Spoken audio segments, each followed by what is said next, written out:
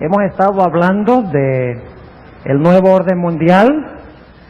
Hemos estado exponiendo la profecía de Daniel 2. Y anoche hablamos de un libro muy significativo que habla del nuevo orden mundial. Ahora esta noche queremos hablar de el origen y el crecimiento y la caída de uno de los poderes que menciona este libro. Pero antes de hacerlo, quisiera invitarles, junto conmigo, a que pidamos la bendición del Señor en el estudio de su palabra. Oremos. Amante Padre Celestial, en esta noche te damos gracias porque nos has dado un lindo día y nos has traído con tu bendición a tu santo templo. Y al abrir tu palabra lo hacemos con reverencia, pues sabemos que nuestros pensamientos no son los tuyos. Sabemos que nuestra mente es finita, mientras que la mente tuya es infinita. Y por eso en esta noche te rogamos que por medio de tu Espíritu vengas a nosotros e ilumines nuestras mentes para recibir tu sabiduría divina. Te lo pedimos en el nombre y por los méritos de Cristo, nuestro Salvador. Amén. Si recuerdan, anoche hablamos del libro de Malachi Martin.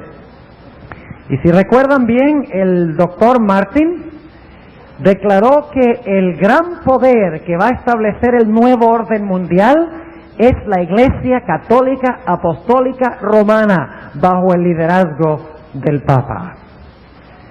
Pero como vimos anoche, el doctor Martin también menciona que hay dos otros poderes en el mundo que están en un conflicto a muerte con el papado, que están en controversia mortal con la Iglesia Católica Apostólica Romana. Y dice él en su libro que estas dos potencias van a ser contrincantes que van a tratar de implementar el nuevo orden mundial ellos, en lugar del papado. Pero el doctor Martin dice, al igual que las profecías bíblicas, que el papado o la Iglesia Católica va a vencer y es la que va a establecer el nuevo orden mundial, tal cual lo dice la Biblia. Todo el mundo se maravillará en pos de ¿quién? En pos de la bestia. Sí, mis apreciados hermanos y amigos, la Biblia nos dice que el que va a establecer el nuevo orden mundial, tal llamado, va a ser la Iglesia Católica. En las siguientes dos noches, esta noche y mañana en la noche, queremos hablar de esos otros dos poderes que menciona el doctor Martin en su libro. Anoche hablamos del papado y nos dimos cuenta que el papado recibió una herida mortal, pero que la herida se va a sanar y que va a dominar el mundo. Pero vamos a estudiar en esta noche uno de los otros poderes contrincantes al papado, contrincantes a la Iglesia Católica. Se trata de lo que yo llamo el ateísmo militante, también conocido como el socialismo o el comunismo. Y tal vez les sorprenda saber que al igual que la Biblia habla del origen y de la caída y del levantamiento de nuevo del papado, la Biblia también habla del origen, el levantamiento, el crecimiento y la caída del ateísmo o del comunismo. La Biblia nos dice que el comunismo no es el poder que va a dominar el mundo en los últimos días. Yo les mencioné antes que en 1978, cuando enseñé la clase de Daniel, un día fui a hablar sobre Daniel 11 y les dije a los alumnos, el comunismo ha visto sus mejores días. De aquí en adelante el comunismo va en bajada. Yo estaba diciendo esto en una época cuando el mundo se estaba volviendo rojo, por así decirlo. China, la Unión Soviética, Vietnam, Laos, Camboya, Afganistán, Nicaragua, Cuba y tantos otros países habían caído en manos comunistas. En el tiempo cuando se realizaba la Guerra Fría entre Oriente y Occidente, y todos estaban diciendo el comunismo va a ser el gran poder con el cual tendremos que luchar. pero yo había estudiado dos profecías bíblicas. Una era la profecía de Apocalipsis 11, que es la que vamos a estudiar esta noche. Y había estudiado la profecía también de Daniel 11. Y a base del estudio de esas dos profecías, había llegado a la conclusión bíblica de que aunque el mundo parecía estar volviéndose comunista, el mundo no iba a ser dominado por el comunismo, sino que iba a ser dominado por el catolicismo, por un poder religioso, no por un poder ateo. Me puse a estudiar y descubrí algo muy interesante. El catolicismo y el comunismo no se aborrecen tanto porque son tan diferentes o distintos. El comunismo y el catolicismo se odian porque son muy, muy semejantes. Ambos tienen los mismos objetivos. Ambos tienen básicamente los mismos métodos de lograr sus propósitos. Y en esta noche yo quisiera hacer una comparación entre el catolicismo y el comunismo para que podamos entender lo que dice Malachi Martin en su libro, porque él dice allí que la Iglesia Católica y el comunismo o socialismo están en una guerra a muerte y el ganador se va a llevar todo el mundo como recompensa o como premio. Una guerra a muerte es lo de que describe Malachi Martin en su libro entre la Iglesia Católica y el ateísmo militante o comunismo o socialismo. Estos dos sistemas no se aborrecen porque son tan diferentes. Estos dos sistemas se aborrecen porque los dos están compitiendo para establecer lo mismo. Fíjense en las siguientes semejanzas entre estos dos sistemas. En primer lugar, tanto el comunismo como el catolicismo son imperialistas. Hoy no se le dice imperialismo, ese no es el término moderno. El término moderno es que ambos son globalistas. En el sentido de que su objetivo es establecerse a nivel ¿qué? A nivel global, a nivel mundial. Ambos quieren controlar el globo completo. La Iglesia Católica y el comunismo, ambos aspiran a lo mismo, aspiran a establecer un imperio que incluya todo el planeta Tierra. Ese es el objetivo, según dice Malachi Martin, un teólogo jesuita, un católico en este libro. Así que no lo estoy diciendo yo, lo está diciendo un teólogo jesuita. Y un teólogo jesuita no es cualquier teólogo, es un individuo que se ha preparado bien en la Iglesia Católica, que ha estudiado muchísimos años, un hombre que ha escrito muchos libros. Él dice, tanto la Iglesia Católica como el comunismo están en una guerra a muerte para establecerse en todo el globo, en todo el planeta Tierra. Así que ambos tienen el mismo objetivo, ambos son globalistas. Pero hay una segunda forma en que se parecen, y es que ambos, tanto el comunismo como el catolicismo, son totalitarios. ¿Qué dije yo? ¿Ambos son qué? Totalitarios. ¿Qué queremos decir por totalitarios? Queremos decir que ambos desean controlar totalmente cada aspecto del planeta Tierra. No solo cubrir todo el planeta, sino controlar cada aspecto específico que se encuentra en el planeta. Ambos quieren tener control total en la política. Ambos quieren controlar totalmente la economía del mundo. Ambos quieren controlar totalmente el sistema de educación del mundo. Ambos quieren controlar las instituciones del mundo. Ambos quieren poner bajo su control las religiones del mundo. Eso lo dice también este teólogo jesuita, Malachi Martin. Así que no digan que lo está diciendo el pastor porque es adventista. Lo dice Malachi Martin en su libro, un teólogo jesuita, un católico bien convencido, un católico conservador, un católico que es casi más católico que el Papa Juan Pablo II. Esas sí son palabras mías. Pero ustedes leen el libro y se quedan maravillados. Ambos quieren controlar todo, inclusive quieren controlar las conciencias individuales de los seres humanos para que ellos hagan exactamente lo que dice el sistema y no lo que ellos quieren hacer. Ambos son totalitarios, quieren controlar la vida total de cada persona en el planeta total. Otra forma en que se parecen el comunismo y el catolicismo es que ambos están en oposición acérrima a la libertad de conciencia, a la libertad de adoración y a la libertad de práctica. En otras palabras, ambos sistemas se oponen a la idea de que cada individuo puede servir a Dios de acuerdo a los dictámenes de su propia conciencia.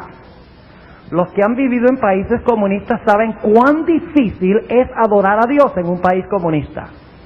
Saben cuán difícil es llevar adelante la religión en un país comunista, aunque se ha ido desmoronando el comunismo y ahora es un poco diferente como resultado de lo que ha hecho la Iglesia Católica, como hablaremos dentro de unos momentos.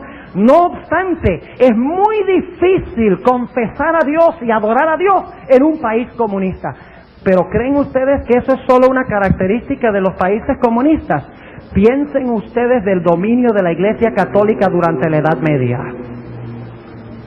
¿Han leído ustedes en cuanto al dominio de la Iglesia Católica en la Edad Media? ¿Podía la gente creer lo que ellos querían creer? ¿Podían adorar a Dios de acuerdo a como decía su propia conciencia? ¿Tenían ellos libertad de cultos? ¿Tenían libertad de creencia? No, porque el catolicismo y el verdadero cristianismo están en riña radical en lo que respecta a creer y adorar de acuerdo a mis prácticas de conciencia. La Iglesia Católica está muy alarmada, porque en el sur de México, yo leí esto en un periódico hace poco, porque en el sur de México, la Iglesia Católica lentamente está perdiendo el país a los adventistas, a los testigos de Jehová y a los pentecostales. ¿Saben ustedes que en el sur de México hay ciudades donde cerca del 75% de los que viven en esos pueblos son adventistas? En pueblos, 75% adventistas. Y el Papa, cuando fue a México, se aseguró muy bien de que fuera al sur de México, porque está alarmado. Inclusive llamó un consejo de obispos recientemente para ver qué pueden hacer para evitar que la Iglesia Católica siga sangrando en el sur de México y en otros países del mundo. La Iglesia Católica no reconoce la libertad que tiene la gente de adorar a Dios. Inclusive la Iglesia Católica, y ustedes lo saben, hace algunos años, específicamente antes de que los vientos de la libertad vinieran, era muy difícil predicar en algunos países católicos. Y yo lo sé, porque cuando yo era niño, mi papá iba a hacer reuniones en templos en Colombia y en Venezuela.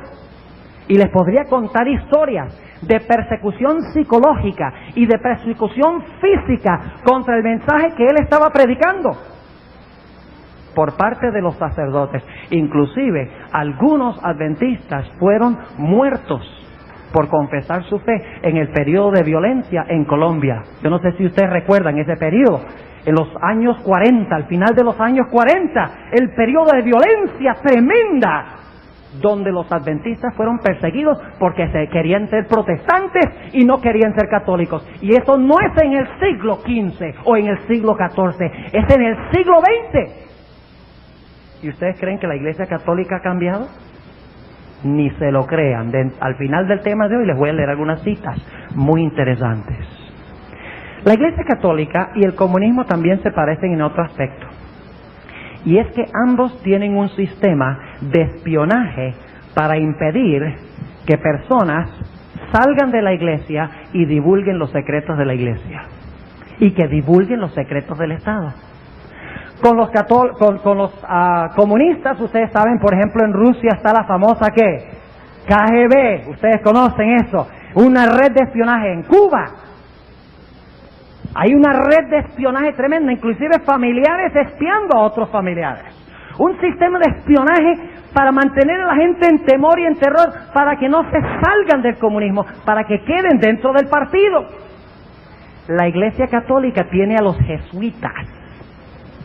La Iglesia Católica tiene al Opus Dei.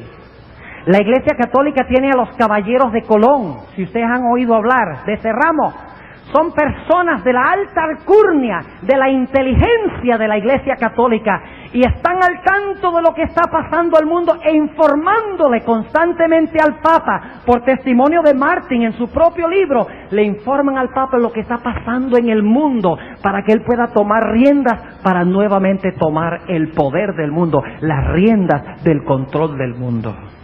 Así que los dos se parecen porque tienen un sistema de espionaje.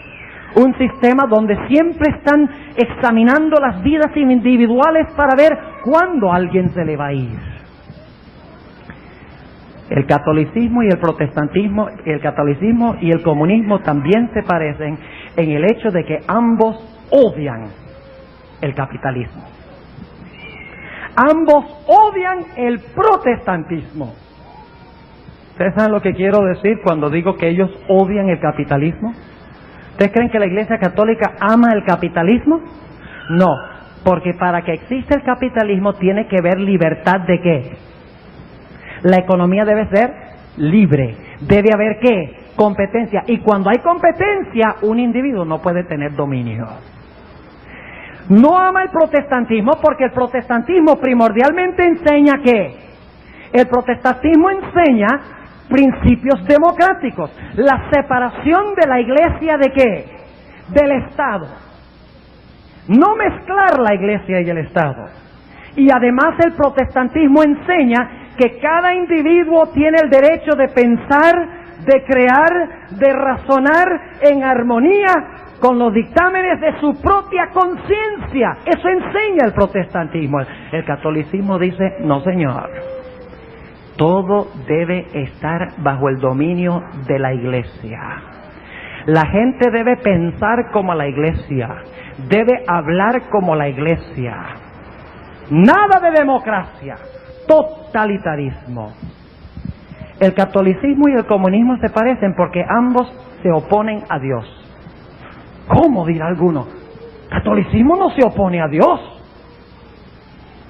¿Se opone el comunismo a Dios? Díganme ustedes, no veo al pastor Almaguer, pero ¿se opone el comunismo a Dios? Oficialmente en la Constitución de la Unión Soviética se niega la existencia de Dios. Es más, el Estado es anti-Dios o está en contra de Dios. Los países comunistas, tal como lo dijera Marx, la religión es ¿qué? Es el opio del pueblo para mantener al proletariado calmado, con la idea de que algún día tendrán un cielo, y mientras tanto manténganse tranquilos en la tierra y dejen que la gente los explote. Eso es lo que decía Marx, y lo que decía Engels, y lo que han dicho los grandes comunistas, Lenin, Stalin, Castro, Ortega, no importa cuál nombre ustedes mencionen. Esa es la idea, eliminar la religión, eliminar a Dios. Y esta noche vamos a hablar del origen de eso. Ahora, la Iglesia Católica también niega a Dios. Y ustedes dirán, ¿pero cómo así? Ustedes recuerdan anoche que estudiamos la profecía de 2 Tesalonicenses 2. Y dice que el anticristo, el cuerno pequeño, la bestia, se sienta en el templo de Dios, haciéndose parecer ¿qué? Dios. Ahora yo les pregunto, si un hombre se coloca como Dios en la tierra y hace que la gente olvide el Dios en el cielo, ¿los resultados son los mismos? ¿Negar la existencia del verdadero Dios? ¿Son los mismos resultados? La única diferencia es que el comunismo confiesa de que el Estado es Dios, si es que hay un Dios. El Estado es Dios. La Iglesia Católica dice que el Papa es Dios. Ambos ignoran y niegan la existencia de ¿qué? La existencia del verdadero Dios que se encuentra en el cielo. Ambos son antidios, porque dice del papado en 2 Tesalonicenses 2, Dice, se sienta en el templo haciéndose parecer Dios y se levanta contra todo lo que se llama ¿qué? Lo que se llama Dios. Y está hablando del catolicismo. Está hablando del sistema papal. Dice que se levanta contra todo lo que se llama Dios, igual que el comunismo. Ambos son contrarios a Dios, pero con diferentes métodos. También se aparecen mucho, porque tanto el comunismo como el catolicismo abundan en países donde abunda la pobreza, la ignorancia y el analfabetismo. ¿Sí? El comunismo generalmente no florece en países donde hay mucha clase media. El comunismo y el catolicismo generalmente cohabitan en los mismos países, donde hay pobreza, poca educación e ignorancia. ¿Y saben por qué? Porque tanto el comunismo como el catolicismo les interesa que la gente se mantenga ¿qué? Ignorantes para que se las pueda ¿qué? Controlar. Porque una persona ignorante que no piensa, que no tiene libertad de pensar, que no puede adorar a Dios de acuerdo a los principios de su conciencia, es mucho más fácil de ¿qué? De dominar y de controlar. Por eso no se enfatiza mucho la educación de los analfabetos y que suban en el rango aquellas personas que son pobres. Ustedes miren los países más progresistas del mundo, del occidente, y ustedes encontrarán que los países más progresistas y avanzados tecnológicamente y económicamente son los países protestantes. Y los menos avanzados y subdesarrollados son los países donde habitan lado a lado el comunismo y el catolicismo. Otra forma en que se parecen estos dos sistemas es que estos dos sistemas ambos tienen un sistema de educación que les lava el cerebro a la gente. Decía San Ignacio de Loyola, dame un niño hasta los 7 años y será un católico fiel hasta la muerte. Aquellos que han vivido en países comunistas saben muy bien cómo se les lava el cerebro a los niños.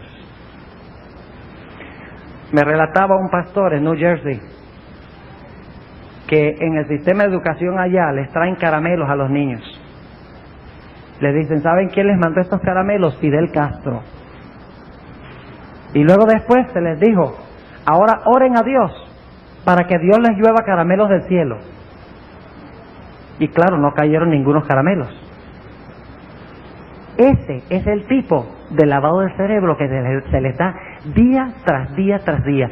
Dios no te provee, es la revolución la que te provee todo lo que tú necesitas. Los libros de matemáticas, de ciencias, de idiomas, saturados con la idea de negar la existencia de Dios, saturado con la idea de lavar el cerebro y hacerlo adepto y esclavo de la revolución sin hacer preguntas. Y lo mismo hace la Iglesia Católica. Y un buen católico, que es un católico que cree y que ha estudiado y se ha preparado en las escuelas católicas, es casi imposible, noten que dije casi, es casi imposible que se pueda zafar del catolicismo e ingresar en otra iglesia, ya sea la adventista o en otra iglesia protestante. Así que yo vuelvo a preguntar, ¿por qué el catolicismo y el comunismo se aborrecen tanto? Porque el catolicismo es cristiano y el comunismo es pagano. Se aborrecen tanto porque ¿qué?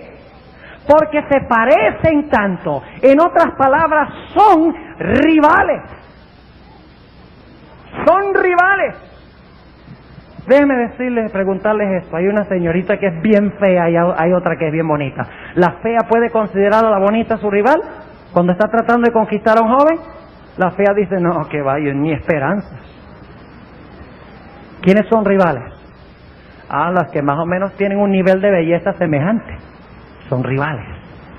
¿Entienden lo que estoy diciendo? El catolicismo y el comunismo se aborrecen tanto porque se parecen tanto. Y están en una tremenda guerra a muerte. Ve, yo me quité el saco aquí y se me olvidó el pañuelo. Pero aquí lo tengo. Gracias por recordarme. Hay aquí miembros muy amables en la iglesia de Bayamón. Ahora, hablemos un poquito del origen del comunismo. ¿Y por qué el papado odia tanto el comunismo? ¿Saben ustedes por qué el papado odia tanto el comunismo? Porque según vamos a estudiar a continuación, el comunismo se originó en la Revolución Francesa. ¿Y qué fue lo que pasó en la Revolución Francesa? Francia, el proletariado, el populacho, los ignorantes, los iletrados, los analfabetos, se levantaron con el fin de hacer ¿qué en la Revolución Francesa? Se levantaron para aniquilar a la Iglesia Católica. Y allí se originó el comunismo o el ateísmo militante moderno. Y saben ustedes que los comunistas apuntan hacia la Revolución Francesa y ellos mismos dicen que ahí se originó el movimiento del comunismo. Porque fue en Francia, por primera vez en la historia del mundo, que una nación con militancia, es decir, con la mano alzada, negó la existencia de Dios y proclamó que el Estado era Dios. Y allí se originó el espíritu del comunismo, del socialismo que niega la existencia de Dios. Y cuando se levantó el comunismo, cuando se levantó el ateísmo en Francia, ¿qué poder cayó? El papado cayó. Y desde ese tiempo el papado no ha podido olvidar. El papado quiere, entre comillas, dulce venganza del ateísmo. Y saben ustedes que la Biblia dice que la dulce venganza vendrá por lo menos por un corto tiempo. Vamos a buscar en nuestras Biblias Apocalipsis el capítulo 11. Apocalipsis el capítulo 11. Y vamos a estudiar un poquito esta gran profecía en cuanto al origen del comunismo, tal cual lo relata la Sagrada Escritura. Y vamos a tener que avanzar bastante rápido, pero vamos a cubrir los puntos esenciales para que podamos entender lo que la Biblia dice de esto. Y vamos a empezar en el versículo 2. Apocalipsis 11 y el versículo 2. Dice lo siguiente: y echa fuera el patio que está fuera del templo, y no lo midas, porque es dado a los gentiles, y hollarán la ciudad santa, ¿cuánto tiempo? Ahora yo quiero preguntarles, ¿qué es la ciudad santa? Inmediatamente cuando pensamos en la ciudad santa decimos Jerusalén, esa es la tierra santa. Esa es la ciudad santa. Esa no es la ciudad santa según la Biblia. Porque Jesús declaró, vuestra casa os es dejada ¿qué? Desierta. Jesús abandonó la nación de Israel. Jesús abandonó el templo porque le rechazaron. Y por lo tanto, lo que antes era la ciudad de Dios, Jerusalén, donde habitaba Israel literal, ahora el Israel de Dios es ¿quién? ¿Qué es el Israel de Dios hoy? Si vosotros sois de Cristo, simiente de Abraham, ¿qué? Sois y herederos de las promesas, según Gálatas 3 y el versículo 29. O sea, un judío hoy es un individuo que ha recibido ¿a quién? Que ha recibido a Cristo como su Salvador personal. Entonces, ¿qué es Jerusalén? ¿Dónde se reúnen los israelitas? En Jerusalén. ¿Jerusalén es qué? Es la iglesia a donde se reúne el verdadero Israel que ha aceptado a Cristo. Ser hijo de Abraham no significa tener sangre de Abraham en nuestras venas. No significa que vivimos allá en Palestina. Ser israelita significa sencillamente que me he unido a Cristo, el verdadero israelita. Si soy de Cristo, soy Israel. Si soy de Cristo, soy ciudadano de Jerusalén. Ya no la Jerusalén terrenal, sino la Jerusalén ¿qué? Celestial. Mi nombre está escrito ¿dónde? Allá. Tengo pasaporte, tengo visa y algún día iré en el viaje, pero soy ciudadano allá. Esa es mi ciudad. Así que cuando dice que hollarán la santa ciudad, 42 meses, significa que había un poder que iba a hacer ¿qué con la iglesia? Iba a pisotear a la iglesia. ¿Durante cuánto tiempo? Ah, qué interesante. 42 meses. ¿Cuánto tiempo es eso? ¿Es lo mismo que estudiamos anoche? ¿Quién fue el que pisoteó a los santos por 1260 días, según estudiamos anoche? El papado durante la Edad Media. Así que ¿cuál es el poder aquí que va a pisotear a los hijos de Dios por 42 meses, por 1260 años? ¿Cuál es ese poder? El papado, según dice aquí, según lo que estudiamos anoche, iba a hollar a la santa ciudad, iba a hollar o pisotear a la iglesia 42 meses. 1260 ¿qué? 1260 años, es decir, 42 meses. ¿Y qué iba a pasar durante ese periodo de los 42 meses? ¿Qué iba a suceder durante ese periodo de dominio del cuerno pequeño, de la bestia, del papado, de la Iglesia Católica? ¿Qué iba a suceder durante ese periodo? Versículo 3. Y daré a mis 2 testigos, y ellos profetizarán por 1260 días. Ahí se dice de otra forma, el mismo periodo. No hay forma de fallar aquí, porque de 2 diferentes maneras Dios ha expresado el mismo periodo de tiempo, 42 meses y 1260 días.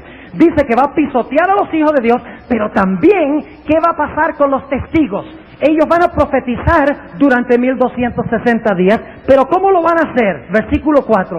Estas son las 2 olivas y los 2 candeleros que están delante del Dios de la tierra. Escuchen bien, los testigos, los candeleros y los olivos son lo mismo, o están relacionados.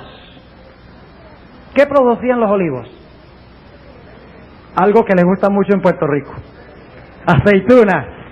¿Y qué sacaban de las aceitunas? Aceite. ¿Y para qué se usaba el aceite? Para encender las lámparas. Ahora noten, los olivos producen aceite. El aceite entra al candelero, y el candelero da su ¿qué?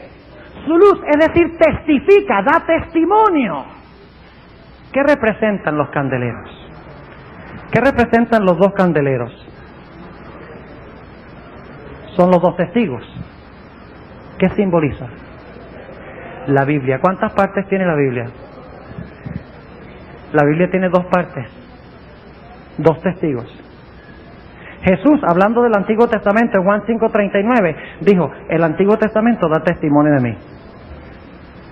Y Juan, en el capítulo 20 de su libro, San Juan, el capítulo 21, y el versículo 24, dice: estas cosas fueron escritas para dar testimonio de Cristo. Y está hablando del Nuevo Testamento. Así que tanto el Antiguo como el Nuevo Testamento dan ¿qué? Testimonio. Son testigos. Son los testigos que dan luz cuando van vinculados con el ¿qué? Con el Espíritu Santo. Porque la Biblia y el Espíritu Santo van juntos. Santos hombres de Dios hablaron siendo inspirados por el Espíritu Santo. Las 2 cosas van vinculadas. El aceite entra a la lámpara, el Espíritu Santo se une a la Biblia, y como resultado la Biblia da luz. Los candeleros dan ¿qué? Los candeleros dan su luz. Ahora, ¿cómo quiere Dios que su palabra dé luz? ¿Cómo quiere Dios que su palabra dé luz? ¿Sí, poquitico? ¿Medianito? ¿3/4? ¿O quiere Dios que su palabra dé plena luz? Él quiere que dé plena luz. Pero durante este periodo, aparentemente la Biblia no estaba hablando con mucha fuerza. Porque dice que la Biblia estaba profetizando ¿cómo? Durante estos periodos, que se llaman las edades ¿cómo? ¿Cómo se llaman las edades qué? No les oigo. ¿Las edades qué? Oscuras. ¿Por qué oscuras? Lámpara es a mis pies tu palabra y lumbrera a mi camino. La Biblia no estaba dando plena luz porque estaban vestidos ¿de qué? Noten lo que sigue diciendo en el versículo 5, si alguno les quiere dañar, sale fuego de la boca de ellos y devora a sus enemigos, y si alguno les quisiere hacer daño, es necesario que él sea así muerto. Estos tienen potestad de cerrar el cielo, que no llueva en los días de su profecía, y tienen poder sobre las aguas para convertirlas en sangre. Está hablando en símbolos cuando dice que tienen poder para cerrar el cielo para que no llueva. La lluvia representa el Espíritu Santo. Y cuando dice que tiene poder para convertir las aguas en sangre, está hablando de la Revolución Francesa. Las aguas representan muchedumbres que se matan unos a otros, y para herir la tierra con toda plaga cuantas veces quisieren.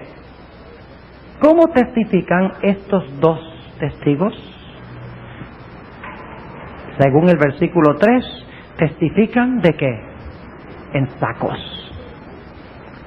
de luto, prácticamente muertos, porque los que usaban saco y cilicio en el Antiguo Testamento lo usaban. ¿Por qué razón? Porque alguien se había muerto. En otras palabras, el testimonio de las Escrituras estaba casi muerto durante este periodo. Los dos testigos estaban dando luz, pero estaban dando luz a oscuras, porque el saco y el cilicio son del color que son de color negro, color de oscuridad. Ahora, ¿por qué los dos testigos estaban profetizando así? Porque el poder que dominó durante este periodo prohibía la Biblia. Ahora ustedes podrán decir si son católicos, y debo decirles que si son católicos yo los quiero mucho, y Dios los quiere mucho, y por eso es que Dios les quiere decir la verdad. No lo tomen a mal, no lo tomen como una afrenta o como un golpe. Dios nos hiere siempre para sanar. Nunca nos hiere por herir, nos hiere para sanar. Pero lo que les estoy diciendo está en la Biblia, lo que estoy diciendo es la verdad. Lo testifica la misma Iglesia Católica. Durante la Edad Media, ustedes dicen, ahora la Iglesia Católica no prohíbe leer la Biblia, y es cierto, pero durante la Edad Media cualquier persona que era conseguido con la Biblia era llevado a la Inquisición. Inclusive se le consideraba hereje, porque según la Iglesia Católica solo los sacerdotes, solo los líderes podían tener control de la Biblia y controlaban la Biblia. Ahora yo quiero preguntarles, ¿qué es lo que transforma la vida del ser humano? La palabra de Dios es viva y ¿qué? Y eficaz y más penetrante que toda espada de... ¿Cuántos filos tiene la espada? ¿Cuántos testigos son? ¿Cuántos olivos son? ¿Cuántas lámparas son? 2. La palabra de Dios es viva y eficaz y más penetrante que toda espada de 2 filos, y que penetra hasta partir el alma y el espíritu y los tuétanos y los huesos, y transforma el ser del individuo. Pero cuando se prohíbe la Biblia, cuando los principios de la Biblia no entran para transformar la vida, el resultado es que la gente padece en el analfabetismo, en la pobreza y en la ignorancia. Y eso es lo que pasó durante la Edad Media. Se prohibía la Biblia, se mantenía la Biblia en latín. ¿Saben ustedes que Wycliffe, uno de los primeros en traducir la Biblia al idioma inglés, lo buscaron como una bestia salvaje, porque había traducido la Biblia al idioma del pueblo? Martín Lutero estaba estudiando como sacerdote en un seminario católico, y un día llega allí a un estante y baja un libro. Está estudiando teología, oigan lo que dije, y baja un libro. Oh, Santa Biblia, qué interesante, ¿eh? Había empezado a estudiar teología y no sabía que la Biblia existía en un seminario. La Biblia era prohibida, y cuando la Biblia, que es luz, ¿no es la Biblia luz? Lámpara es a mis pies tu palabra y lumbrera mi camino. Cuando se prohíbe la Biblia, ¿en qué anda la gente? La gente anda en tinieblas, anda en ignorancia, y los principios de la Biblia no transforman el ser, no los hacen mejores ciudadanos, no los hacen mejores personas, no los hacen mejores individuos. He observado el cielo y esa es la conclusión científica. No, señor. Cuando la iglesia dice algo, eso es correcto. Y amenazaron con excomulgarlo, porque dijo que el sol es el centro del universo, de nuestro universo. Y se ha investigado y se ha descubierto que la iglesia estaba equivocada. La Iglesia Católica coartó la investigación científica, la investigación de las letras, la investigación de la literatura. Mantuvo a la gente analfabeta. Lean los registros de la época. Lo que les estoy diciendo es la verdad. No estoy exagerando. Era una época de barbarie. Presentaron una vez una serie llamada La Sangre Dorada de los Borgia, que yo no sé si la han presentado aquí alguna vez, hablando de la inmoralidad que existía en la Iglesia Católica durante la Edad Media. Era algo deplorable. papas viviendo con varias mujeres, papas que estaban practicando actos homosexuales, clérigos que traían pobres personas que querían estudiar la Biblia, como los valdenses y los albigenses, y los llevaban al matadero, los quemaban en la estaca, los estiraban, les explotaban pólvora en la boca, les cortaban el cuerpo, les ponían miel en las cortaduras y luego les llenaban de hormigas para que las hormigas se los comieran vivos. Todo era cosa que hacía la iglesia. Mantenía a la gente en ignorancia.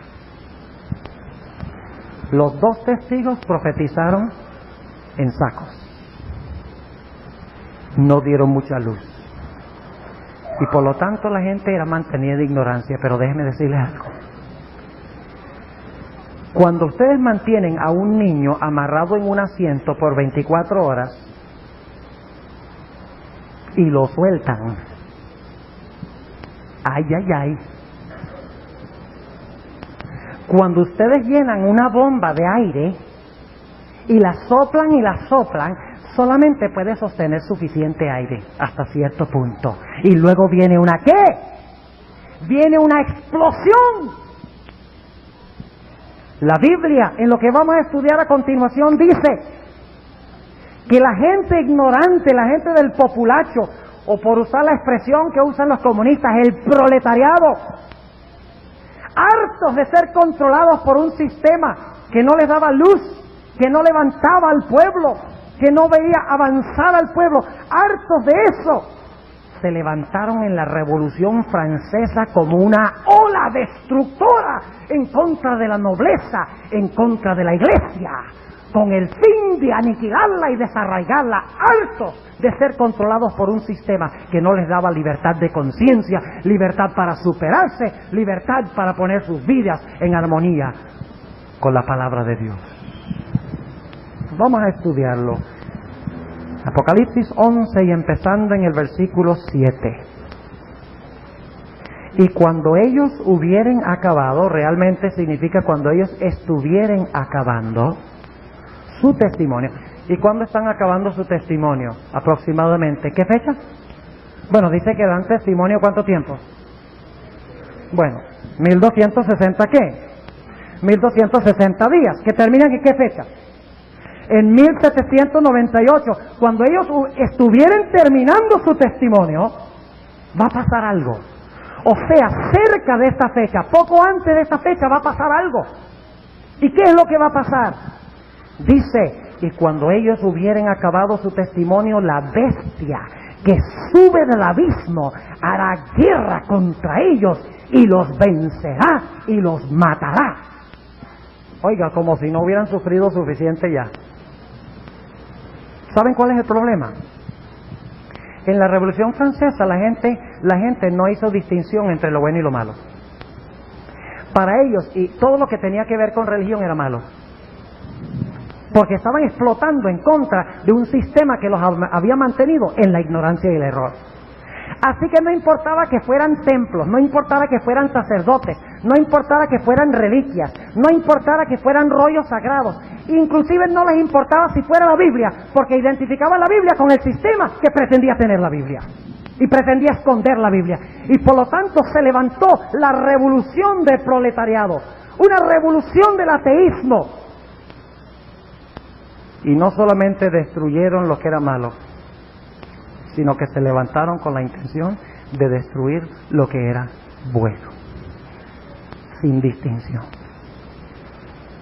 Y por eso es que hoy en día, apreciados amigos y hermanos, yo pregunto, ¿cómo ve la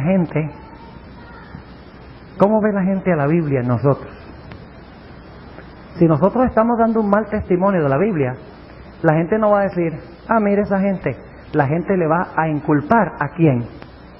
A Dios, y va a inculpar a ¿qué más? Va a inculpar o echarle la culpa a su palabra. No va a hacer distinción.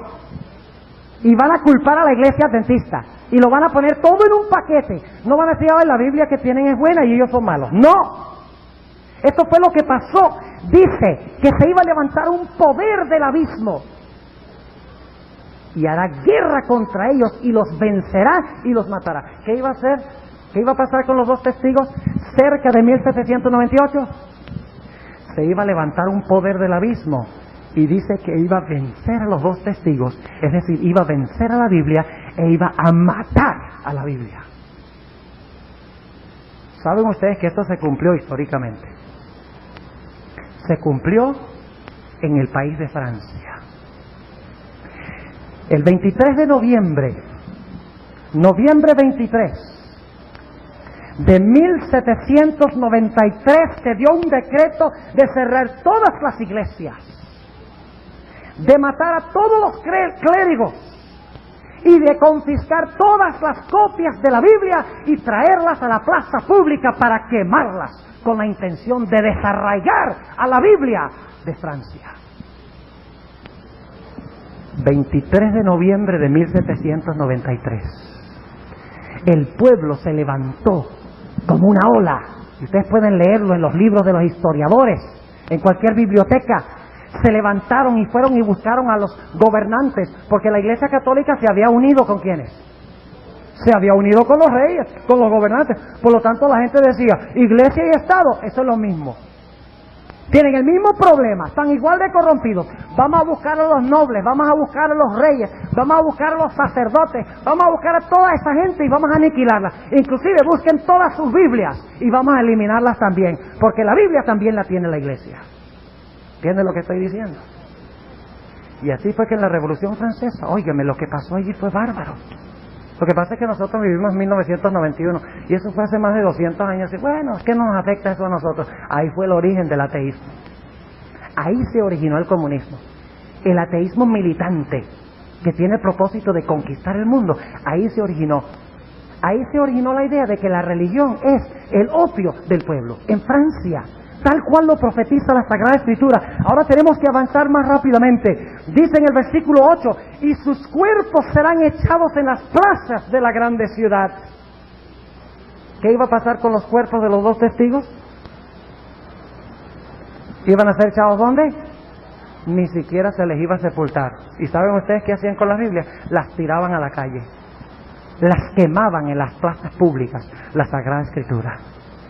Inclusive se burlaban de la Biblia. ¿Saben ustedes? Y esto lo digo con reverencia, pero es lo que le decía la gente en las calles. La gente en las calles ponía en un trono a la diosa de la razón. Y decían, crucificad al maldito, hablando de Cristo Jesús. Ahora, no podían agarrar a Jesús del cielo, pero lo crucificaron ¿a través de qué? A través de su libro, porque este libro es Cristo en forma escrita. Esto es Cristo en la tierra, este libro, unido con el Espíritu Santo. Esto es Cristo aquí. Así miramos a Cristo leyendo la Biblia. Y en la Revolución Francesa, cuando dijeron, crucifiquen a ese individuo, y ya usé la palabra y no la voy a volver a usar, estaban diciendo, crucifiquen la Biblia. Sigamos leyendo. Y sus cuerpos serán echados en las plazas de la grande ciudad, que espiritualmente es llamada Sodoma y Egipto. No olviden esto, muy importante, que espiritualmente es llamada Sodoma y Egipto, donde también nuestro Señor fue crucificado. Ahora tenemos un problema. ¿Jesús fue crucificado en Sodoma? No. ¿Fue crucificado en Egipto? Entonces, ¿qué es lo que quiere decir este texto? Dice, donde fue crucificado Cristo, en la ciudad que se llama espiritualmente ¿qué? Que se llama espiritualmente Sodoma y Egipto, espiritualmente. O sea, que Sodoma y Egipto en la antigüedad tenían rasgos semejantes a lo que pasó en Francia. Porque son símbolos, se está hablando espiritualmente. Ahora yo me pregunto, ¿cuál fue la característica principal de Sodoma? Nuestra palabra sodomía viene de allá. Sodomía. La gran característica de Sodoma era su inmoralidad. ¿Recuerdan cuando los hombres de Sodoma se reunieron alrededor de la casa de Lot? Y los dos ángeles estaban adentro.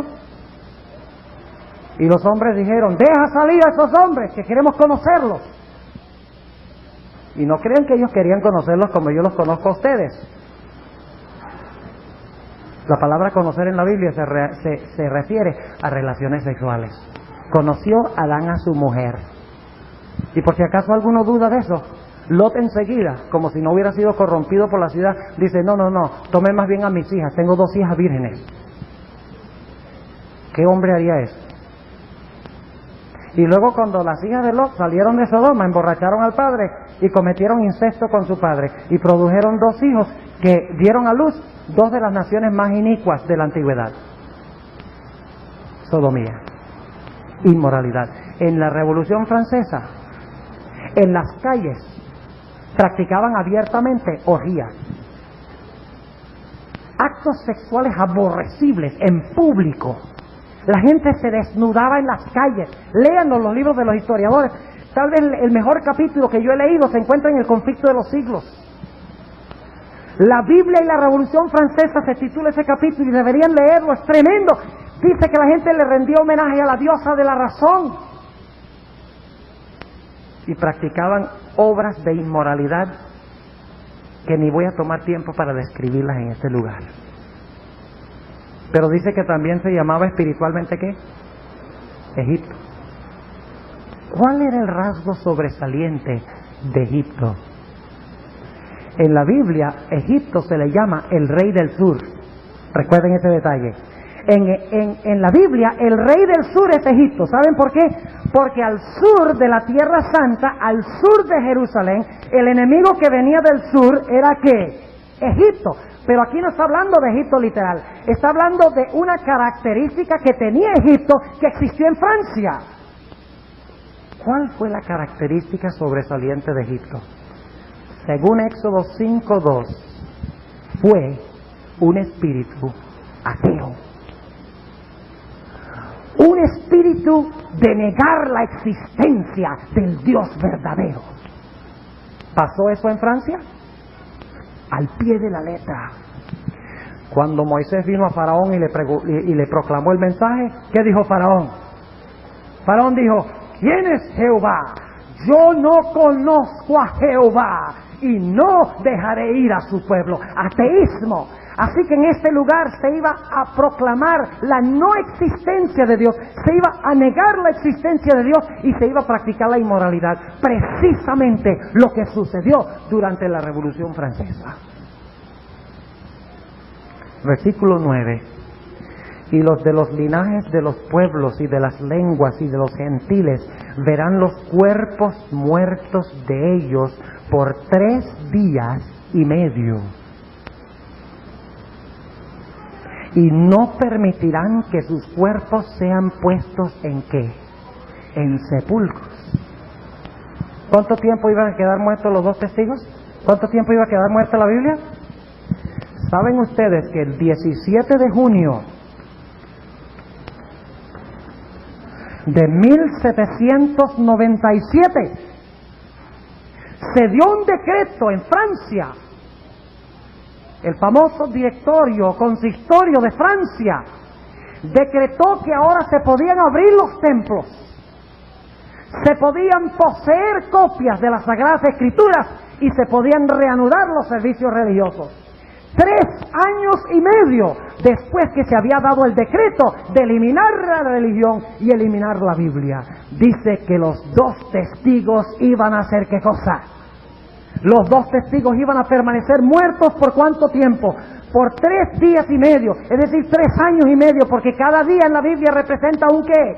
Representa un año. Y noten lo que dice en el versículo 10, y los moradores de la tierra se gozarán sobre ellos. En Francia hicieron eso, se burlaron y bailaron y tiraron la Biblia a las calles y quemaron la Biblia y pensaban que se habían deshecho de la Biblia. Y los moradores de la tierra se gozarán sobre ellos y se alegrarán y se enviarán dones los unos a los otros, porque estos 2 profetas han atormentado a los que moran sobre la tierra. Pero ahora noten el versículo 11. Y después de 3 días y medio, el espíritu de vida enviado de Dios entró en ellos. Y se alzaron sobre sus pies y vino gran temor sobre los que los vieron. ¿Qué pasó con los 2 testigos después de 3 días y medio? Resucitaron con gran poder. ¿Y saben ustedes algo? Uno de los grandes revolucionarios fue un individuo con el nombre de Voltaire. ¿Han oído hablar de Voltaire? Habían otros, pero él era uno de los más grandes. Él dijo, eso es ridículo de que 12 hombres establecieron el cristianismo. Yo les demostraré que uno solo lo puede eliminar. Y saben ustedes que en 1804 la casa de Voltaire llegó a ser la sede de las sociedades bíblicas británicas. La casa donde vivía él. Voltaire murió, pero la escritura revivió. La escritura resucitó. Y se empezaron a establecer sociedades bíblicas americanas, las sociedades bíblicas británicas, se empezaron a mandar misioneros a todo el mundo. Dios levantó un tremendo espíritu misionero basado en la Sagrada Escritura. Levantó a Miller, levantó a Lacunza, levantó a Wolf, levantó a todos estos grandes hombres para predicar la palabra de Dios. La palabra resucitó con poder y los hombres nuevamente escucharon el testimonio de la Biblia. Ahora quiero ir con ustedes, no vamos a terminar de leer el capítulo 11, quisiera leer la última parte, pero no lo vamos a hacer por escasez de tiempo, pero quiero ir a Apocalipsis 13 y el versículo, vamos a leer el versículo, empezando en el versículo 1, vamos a leer los primeros 10 versículos rápidamente porque quiero que capten el contexto de quién fue el que destruyó al poder papal en 1798. Dice: y yo me paré sobre la arena del mar y vi una bestia subir del mar que tenía 7 cabezas y 10 cuernos, y sobre sus cuernos 10 diademas, y sobre las cabezas de ella nombre de blasfemia. Y la bestia que vi era semejante a un leopardo, y sus pies como de oso, y su boca como de boca de león, y el dragón le dio su poder y su trono y grande potestad. Y ya hemos estudiado que esta bestia representa ¿qué poder? Representa el poder papal. Versículo 3. ¿Qué iba a recibir este poder? Y vi una de sus cabezas como herida ¿de qué? Herida de muerte. ¿Cuándo recibió el papado su herida mortal? Nosotros hemos dicho que en 1798, y eso es correcto. Porque en 1798 fue la culminación del espíritu de la Revolución Francesa. Y habían matado a los nobles, habían matado prácticamente a todo el mundo en Francia, el proletariado. Y solo faltaba conseguir a uno, el que dirigía todo el sistema. ¿Y quién era ese? El Papa Pío VI. Berthier, el general de Napoleón, entró y tomó prisionero al Papa. Y se lo llevó a Francia. Y en 1799 el Papa murió en exilio. Yo les mencioné que habían llevado papas en cautiverio antes. Varios papas habían llevado cautivos antes, pero nunca con la expresa intención de abolir el papado como institución. La primera vez en la historia, y ustedes leen los historiadores de la época, los títulos del capítulo que hablan de la Revolución Francesa y de este periodo, se titulan El fin del papado. Y la mayoría de los escritores religiosos confiesan que en 1798 se había cumplido la profecía de los 1260 días. Entre ellos el famoso comentarista Isaac Newton, que era también un gran ¿qué? Científico. Era también un gran teólogo, por si acaso no lo sabían, y un gran escritor de religión. Isaac Newton y otros dijeron, en 1798 terminaron los 1260 años. Interesante. Sigamos leyendo. Y vi una de sus cabezas como herida de muerte. Pero ¿qué pasa? Y la llaga de su muerte que fue curada y se maravilló toda la tierra en pos de la bestia. ¿La Revolución Francesa fue el fin para la Iglesia Católica? ¿La mató por un tiempo? ¿Le dio una herida mortal por un tiempo? Claro que sí, pero ¿es el fin? No, dice, porque su herida de muerte iba a ser ¿qué? Curada. Y ahora noten el versículo 5. Y le fue dada boca que hablaba grandes cosas y blasfemias.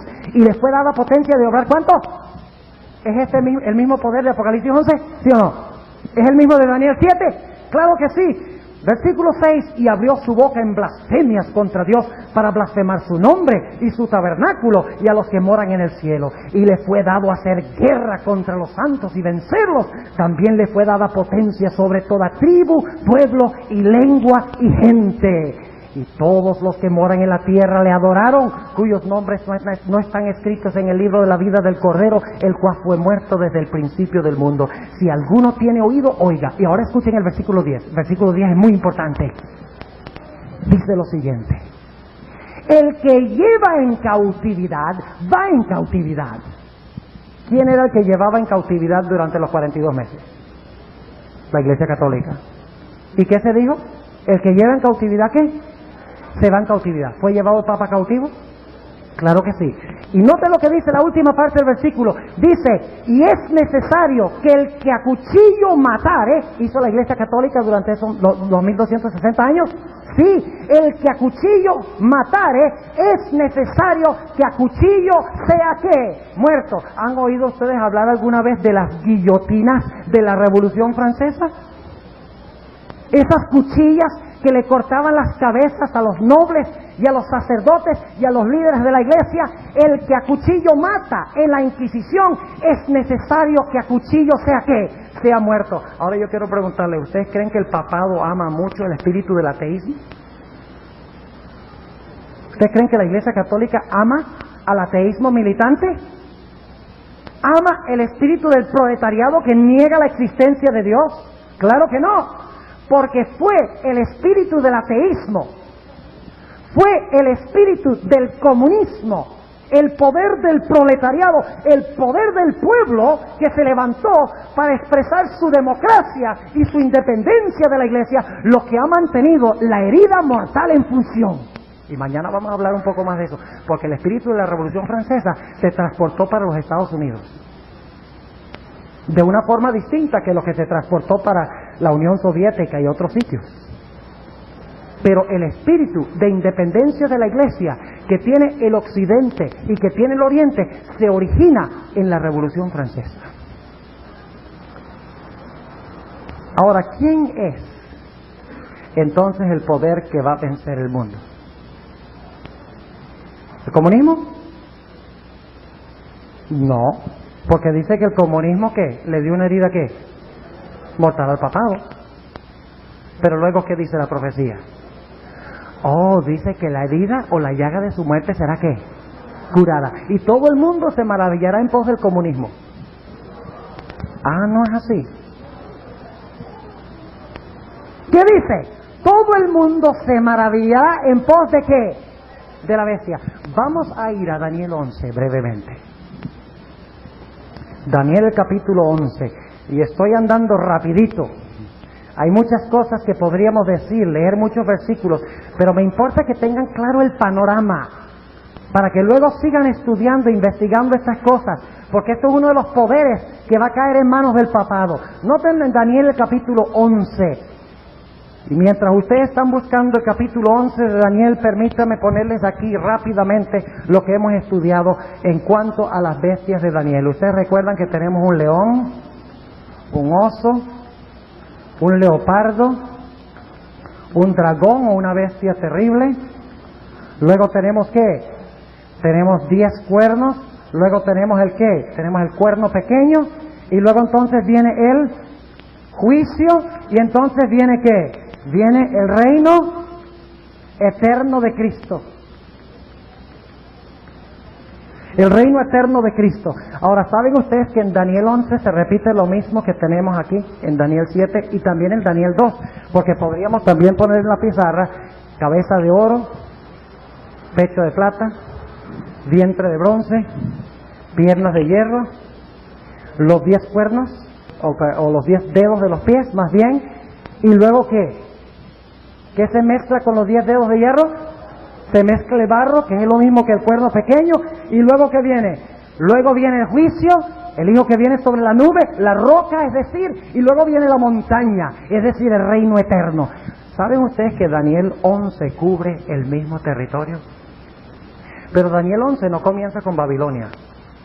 Daniel 11 no empieza con Babilonia, porque ya cuando se escribe Daniel 11, Babilonia ha pasado a la historia, no existe. No hay razón para mencionarlo. Pero en Daniel 11:2 se dice que de aquí en adelante se levantarán 3 reyes en Persia. O sea, que ¿cuál es el siguiente reino que tenemos en Daniel 11? No se menciona Babilonia, pero se menciona ¿qué? Se menciona Persia, que es el segundo reino. Y luego ustedes tienen que aceptar esto por fe, parcialmente. Dentro de un momento vamos a comprobar el aspecto del cuerno pequeño y van a ver que lo que viene antes en realidad es lo que les estoy diciendo. Luego desde el versículo 3, Daniel 11, 3 hasta el versículo 15, habla de las guerras del imperio griego. Y luego después, en el capítulo 11 y el versículo 16, empieza hablando del período de Roma pagana. Y Roma pagana alcanza hasta el versículo 30. Lo mismo que el dragón, lo mismo que las piernas de hierro. Les quiero retar a hacer algo. Vayan a sus casas esta noche y busquen la mayor cantidad de similitudes posibles entre Daniel 11, 16 al 30 y el dragón de Daniel 7 y las piernas de hierro de Daniel el capítulo 2. Y van a encontrar que es el mismo periodo. ¿Qué esperaríamos entonces que iba a surgir desde el capítulo 11 y el versículo 31? ¿Qué sería lo próximo que esperaríamos? Esperaríamos que el siguiente poder sería ¿qué? Los 10 cuernos y ¿qué más? Y el cuerno pequeño. Ahora vamos a Daniel 11 y lo vamos a hacer rápidamente. Solo voy a enfatizar algunos aspectos. Dice Daniel 7 y 8 que el cuerno pequeño iba a quitar el continuo, ¿sí o no? Ahora noten lo que dice Daniel 11 y el versículo 31. Dice, y serán puestos brazos de su parte y contaminarán ¿qué cosa? El santuario de la fortaleza, lo mismo que hace el cuerno pequeño de Daniel 8 y de Daniel 7, y quitarán ¿qué cosa? El continuo sacrificio y pondrán la abominación espantosa. ¿Es eso lo mismo que hizo el cuerno pequeño? ¿Estamos hablando del cuerno pequeño aquí en Daniel 11? ¿Sí o no? Claro que sí. Ahora hay otras características semejantes. Dice, ustedes recuerdan que en Daniel 7 dice que iba a perseguir a ¿quiénes? Iba a prevalecer sobre los santos. Noten lo que dice el versículo 33. Dice, y los sabios del pueblo darán sabiduría mucho, y caerán ¿a qué? ¿Qué pasará con los sabios? Caerán a cuchillo y a fuego, en cautividad y despojo por días. ¿Cuántos días? A ver. En Daniel 7 dijo que iban a caer bajo su poder ¿por cuánto? 1260 días. Y aquí dice que caerán en manos ¿por cuánto tiempo? Por días. No dice 1260, pero dice por días. Y como está hablando simbólicamente, se refiere a días ¿qué? A días proféticos. Y ahora noten lo que dice el versículo 36. Y el rey, este es el rey del norte. En Daniel 2 se le llama el barro. En Daniel 7 es el cuerno pequeño. En Daniel 8 es el cuerno pequeño. En Apocalipsis 13 es la bestia. Aquí se le llama el rey del norte. Porque las características son las mismas. Pisa a los santos, quita el continuo, establece la abominación desoladora, contamina el santuario, etc. Y ahora noten la siguiente característica. Y el rey hará su voluntad y se ensoberbecerá y se engrandecerá sobre todo Dios. ¿De dónde viene esa cita? ¿Dónde se usa esa cita en otra parte de la Biblia? En segunda de Tesalonicenses, ¿qué? 2, y ahí está hablando de qué poder. Está hablando del papado. Y dice, se ensoberbecerá y se engrandecerá sobre todo Dios, y contra el Dios de los dioses hablará ¿qué? ¿Qué decía Daniel 7? ¿Hablará qué contra el Altísimo? Grandes cosas, blasfemias. ¿Es este el mismo poder, sí o no? Claro que sí. Y dice, y será prosperado. Lo mismo que dice Daniel 8 del cuerno pequeño. Hasta que sea consumada la ira, porque hecha esta determinación. Y del Dios de sus padres no se cuidará, ni del amor de las mujeres, ni se cuidará de Dios alguno, porque sobre todo se engrandecerá. Mas honrará en su lugar al Dios Mausimes, es decir, el Dios de la fuerza. Dios que sus padres no conocieron, honrarálo con oro, plata y piedras preciosas. Las mismas palabras que se usan en Apocalipsis 17 para hablar de la gran ramera. Interesante. Y con cosas de gran precio. Y con el Dios ajeno que conocerá, hará los baluartes de Mausim crecer en gloria, y harálos enseñorear sobre muchos, y por interés repartirá la tierra. Esa es la idea del feudalismo, donde se vendía la tierra. Pero ahora algo va a pasar. Cuando está en su apogeo, cuando se ha proclamado sobre todo lo que se llama Dios, hay un poder que se le va a levantar contra él y se va a cornear contra el rey del norte. ¿Quién es?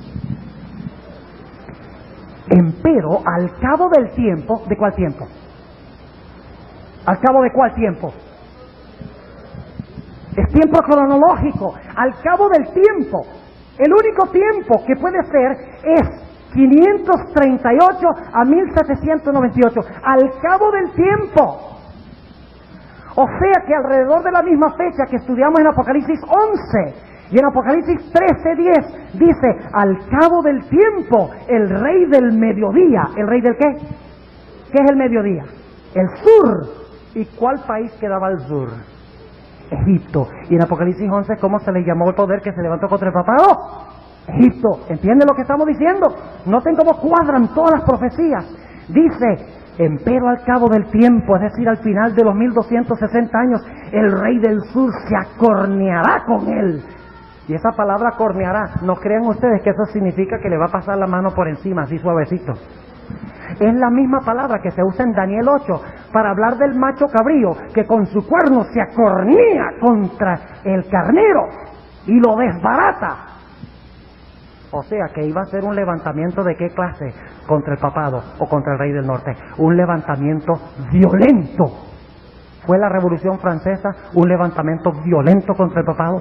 Sí. Y entonces el comunismo gobierna el mundo, ¿cierto? Después de esto.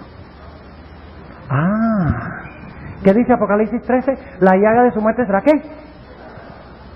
¿Dice eso Daniel 11 también? Noten lo que dice Daniel 11 y el versículo 40. Empero al cabo del tiempo el rey del mediodía se acorneará con él, pero algo pasará. Y el rey del norte, es decir, el cuerno pequeño, la bestia, la ramera, el barro, el rey del norte levantará contra él. ¿Contra quién? Contra el rey del sur. Contra él como qué? Como tempestad, con carros y gente de a caballo y muchos navíos, y entrará por las tierras e inundará y pasará. O sea, ¿qué va a hacer? Va a conquistar ¿qué?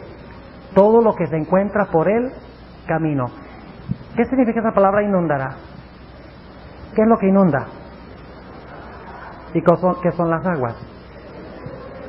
¿Va a gobernar el rey del norte con sus muchedumbres del mundo? ¿Va a conquistar al rey del sur? Sí, dice el versículo 41, y vendrá a la tierra deseable. ¿Cuál es la tierra deseable? Es Palestina. Pero Palestina hoy, ¿qué es? ¿Qué es Palestina hoy? ¿Dónde están los judíos hoy? ¿Allá? ¿Allá es que están los judíos hoy? Allá están los israelitas hoy, según la definición bíblica. ¿Dónde está Israel hoy? Aquí. Así que el rey del norte, ¿dónde está? ¿En Roma o en Jerusalén? ¿Dónde está el rey del norte? ¿En Roma o en Jerusalén? En Roma, según hemos estudiado. Así que el punto geográfico no es lo importante, está en Roma. Y se va a levantar y va a ir a la tierra deseable donde se encuentran ¿quiénes? Los verdaderos hijos de Dios. Y vendrá a la tierra deseable y muchas provincias caerán, mas estas escaparán de su mano. Ojalá tuviéramos tiempo de hablar con esto, pero no tenemos. Edom y Moab y lo primero de los hijos de Amón. Asimismo extenderá su mano a las otras tierras y no escapará el país de Egipto. Aquí el retrato es de una fuerza que viene del norte, donde está el Éufrates, y está bajando al sur, viene a la tierra deseable, luego desciende a Amón y Moab, luego desciende hasta Egipto y está inundando toda la tierra. Pero al final de la historia no es la tierra prometida ya en Palestina, sino es todo el ¿qué? Es todo el mundo. Y dice en el versículo 43, y se apoderará de los tesoros de oro y plata. Será un poder muy ¿qué? Muy rico. Y de todas las cosas preciosas de Egipto, de Libia y Etiopía, por donde pasará. Mas nuevas de oriente y del norte lo espantarán. El fuerte clamor del cuarto ángel viene del norte y del oriente, por el norte y el oriente es el lugar donde habita Dios.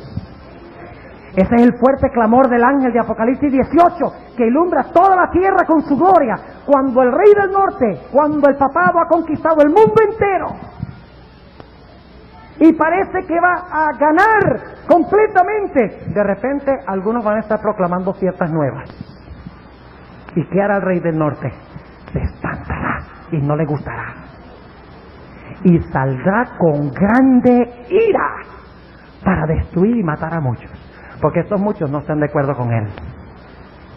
Y plantará, versículo 45, y plantará las tiendas de su palacio entre los mares en el monte deseable del santuario. ¿Y quiénes habitan en el monte deseable del santuario? Los hijos de Dios.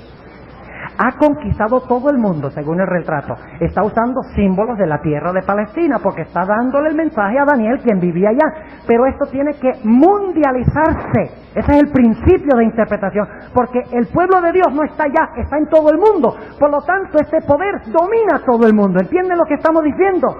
Las nuevas lo espantan. Se levanta con ira para destruir a muchos. Y viene inclusive hasta la tierra de Palestina y coloca sus tiendas en palacio al lado del santuario para acabar con el último remanente que Dios tiene en la tierra. ¿Y qué sucede en ese momento? ¿Qué sucedió cuando los 3 jóvenes estaban en el horno? Se metió en el horno Cristo. ¿Qué pasó con Daniel cuando Daniel era el único remanente que quedaba? Y fue echado en el foso de los leones. Fue a acompañarlo el ángel de Jehová. ¿Y ahora qué pasa cuando los hijos de Dios parecen desaparecer? Son los únicos que ponen en tela de juicio el dominio del rey del norte. Es lo último que falta por conquistar. Este es el retrato que hay aquí. Viene del norte, se mueve, barre con todo Palestina, Edom, Moab y Amón, viene hasta el sur, Egipto, Libia y todos estos países al sur, luego viene hacia arriba y se acampa al lado de Jerusalén para aniquilar los últimos que están en contra de él. Pero ahora noten el versículo 1 de Daniel 12. Y en aquel tiempo se levantará Miguel. Aquí está el nuevo orden mundial de verdad. En aquel tiempo se levantará Miguel, el gran príncipe que está por los hijos de tu pueblo. Y será tiempo de angustia, cual nunca fue después que hubo gente hasta entonces. No crean ustedes que va a ser todo facilito, color rosa. Sí, va a haber un tiempo de angustia, pero dice aquí que al igual que los jóvenes en el horno, al igual que Daniel en el foso, dice, mas en aquel tiempo será libertado tu pueblo, todos los que se hallaren escritos en el libro, y muchos de los que duermen en el polvo de la tierra serán despertados, unos para vida eterna y otros para vergüenza y confusión perpetua. Y los entendidos resplandecerán como el resplandor del firmamento, y los que enseñan a justicia a la multitud como las estrellas a perpetua eternidad. A los santos se les concede ¿el qué? El reino, como en Daniel 7. A los santos se les concede el reino, como en Daniel 2. El verdadero nuevo orden mundial destruirá al falso rey del norte, el poder papal que dominará por un corto tiempo el mundo, como veremos el jueves en la noche. Dice que es menester que dure un poco de tiempo, pero luego Jesús establecerá su reino que no durará un poco de tiempo, sino que durará por los siglos de la eternidad. Y yo quiero estar en ese reino. Yo no quiero unirme al nuevo orden mundial, porque este nuevo orden mundial es el viejo desorden mundial que estableció Lucifer en el cielo cuando quiso proclamar.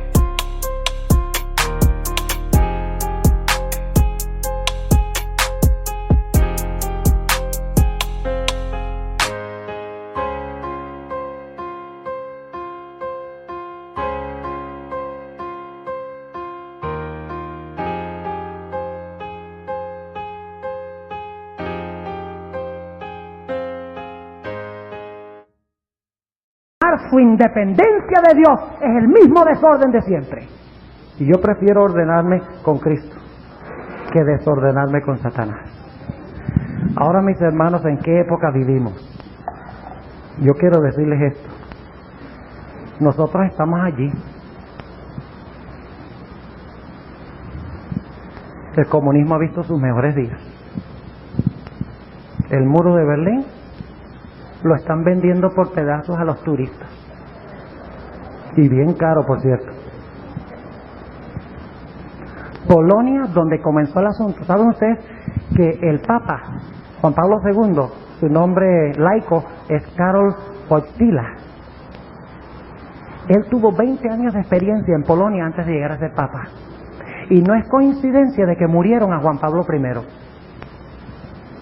¿Oyeron lo que dije? Yo no tengo pruebas, pero tengo mis sospechas. Porque era el plan del papado que en épocas cuando el comunismo estaba dominando el mundo, pero se veían señales de fragmentarse, que estuviera como papa, y esto lo dice Malachi Martin, no yo solamente, era crucial para la Iglesia Católica de que se colocara un papa, primero en siglos, que no era romano, que no era italiano, que fuera colocado uno que tenía experiencia en las artimañas y en las tretas políticas, en la forma de tratar con el comunismo. Eso lo dice en su libro. Tiene como 300 páginas en su libro que habla de cómo Juan Pablo II, cuando era Karol Wojtyła, movió las riendas junto con el cardenal Wyszynski, quien era el sucesor de Wojtyła, o el que era antes de Wojtyła, y Wojtyła llegó a ser su sucesor. Dice que lo entrenó y lo educó para saber cómo luchar eficazmente en contra del comunismo. Y lo que pasó en Polonia, bien documentado en el libro de Martin, lo que pasó luego en Hungría, lo que pasó en otros países del bloque oriental, fue como resultado directo de las tretas y las artimañas del poder papal, metido en la política, minando el comunismo y levantándose como una potencia mundial que va a establecer el nuevo orden mundial. No es coincidencia que Mikhail Gorbachev quería hablar con el Papa y el Papa le dijo: ¿tú quieres verme? Ven a verme. ¿Saben ustedes que trató Gorbachev de concertar una cita con el Papa en Rusia, en la Unión Soviética? Y el Papa dijo: no, ven tú acá. Y el 1 de diciembre de 1989, Gorbachev, el líder del bloque oriental, vino a entrevistarse con el Papa en el Vaticano. Vaya qué interesante. Un hombre que dirige tantos países comunistas, viniendo a una audiencia con Juan Pablo II. El comunismo se está desmoronando. Esta profecía se está cumpliendo delante de nuestros propios ojos. Lo único que falta ahora es el fuerte clamor de ese cuarto ángel. Quedará el pueblo de Dios, pero solo el pueblo que permita que quien esté en control. Solamente el pueblo que permite que Dios esté en control. ¿Saben por qué no puede caer el Espíritu Santo? Pues el Espíritu Santo quiere controlar nuestras vidas, pero si yo estoy en control de mi vida, el Espíritu Santo no va a venir a controlar. Pues no puede haber dos personas en control de la vida. Solo puede haber uno. ¿Saben por qué el Espíritu Santo no nos llena? Porque solamente puede llenar gente que está vacía. Vaciada del yo. Siguiendo la voluntad de Dios, exactamente como todo lo dice Dios. Cómo debemos comer, cómo debemos vestir, qué es lo que debemos oír, qué es lo que debemos ver. Una vida en armonía con los principios de Cristo y dejar que Él esté en control, cuadrar perfectamente con su plan. Cuando hagamos eso, el Espíritu Santo entra a llenarnos, porque estamos vacíos del yo. Y saben, cuando yo oigo a los jóvenes decir: ay pastor, ¿será malo usar zarcillos?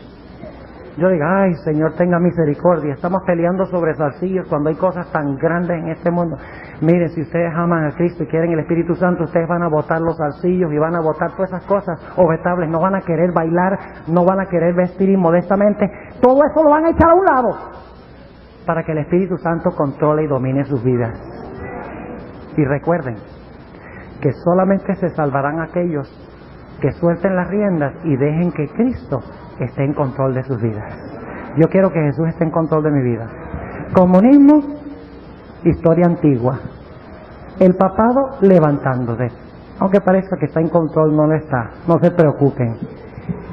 El protestantismo apóstata, el capitalismo, de eso hablaremos mañana en la noche.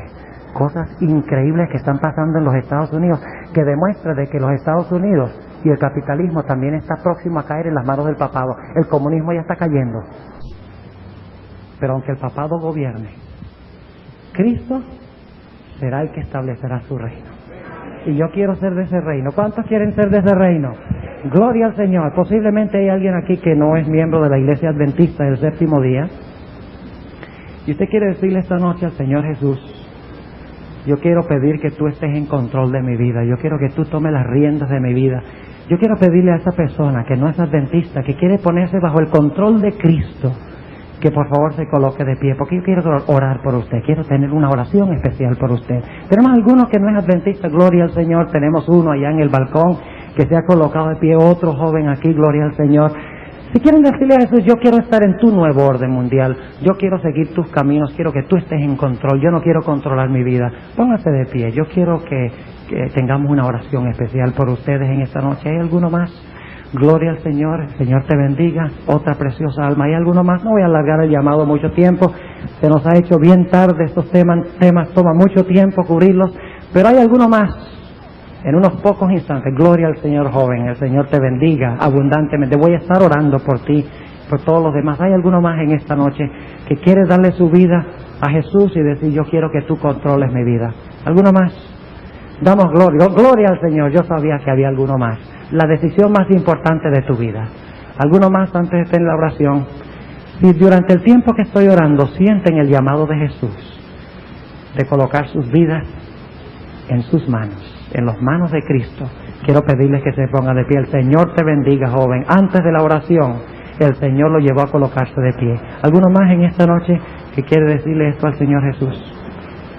Bien, vamos a orar. Si alguno quiere colocarse de pie mientras oramos, siéntanse libres de hacerlo.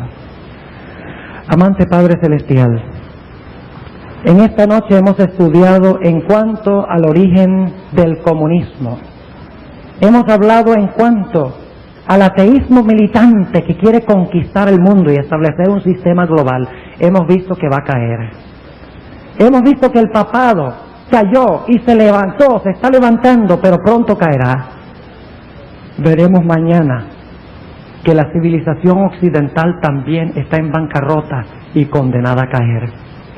No nos queda más dónde ir, Señor, sino a ti, porque tú estás en control. Este es tu mundo y tú establecerás tu reino en tu mundo. Te doy gracias, Señor, por estas almas que se han colocado de pie. Aquellos que no pertenecen a tu iglesia, pero quieren imitarte de que tú seas el que estés en control.